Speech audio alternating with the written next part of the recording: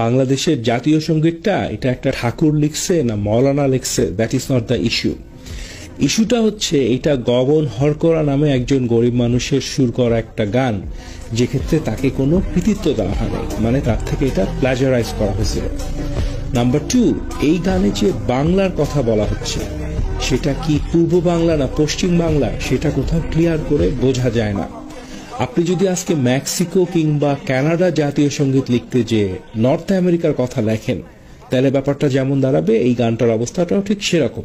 এই গানের এক জায়গায় বলা হচ্ছে, মা তোর বদন খানি মলিন হলে আমি নয়ন জলে ভাসি। মানে হচ্ছে মা তুমি যখন কোনো বিপদে পড়া, তোমার মুখটা যখন মলিন হয়ে যায়, তখন আমি হচ্ছে তোমার সেই সন্তান যে আইসা কান্নাকাটি শুরু করে। আপনি যদি নিতান্ত একটা স্টুপিড কিংবা অকর্মা একটা সন্তান না হয়ে থাকেন, এই লাইনটা শুনলে কিন্তু আপনার বিরক্ত লাগার কথা। এবং এই জাতীয় সঙ্গীতটা নিয়ে মেইন প্রবলেমের জায়গাটাও হচ্ছে এটা।